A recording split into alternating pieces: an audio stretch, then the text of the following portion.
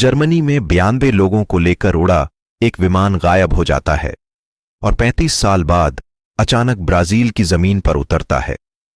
दुनिया भर के अखबार इस खबर को छापते हैं। लोगों के मन में सबसे बड़ा सवाल यही होता है कि आखिर 35 सालों से ये विमान कहां था। टाइम ट्रैवल पर यकीन करने वाले तो ये तक दावा कर देते हैं कि ये विमान समय के परे चला गया था। इस दौरान धरती पर 35 साल गुजर गए, लेकिन यह खबर सरासर गलत है। आज हम आपको बता रहे हैं भूतहा कही जाने वाली सेंटिगो की फ्लाइट 513 की कहानी। दरअसल 14 नवंबर 1929 को जर्मनी के एक नामी अखबार के रिपोर्टर ने खबर छापी कि ब्राजील में 1950 का एक विमान लैंड हुआ है जिसमें 92 लोगों के कंकाल हैं। आगे दावा किया गया कि यह वही विमान है जो अचानक गायब हुआ है। खबर में बताया गया कि विमान ने 35 साल पहले एचन फ्रांस से उड़ान भरी थी और लापता हो गया था। इस विमान में 88 यात्री और 4 क्रू मेंबर सवार थे। उड़ान के कुछ देर बाद विमान का अटलांटिक ओशन के ऊपर संपर्क टूट गया था।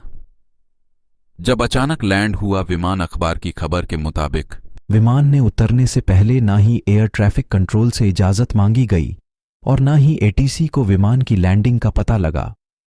इसके बाद संदेह की वजह से एयरपोर्ट सिक्योरिटी टीम विमान तक पहुंची।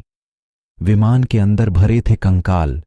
जब सिक्योरिटी टीम विमान के अंदर पहुंची तो सभी कांप गए। पूरे विमान के अंदर कंकाल भरे हुए थे।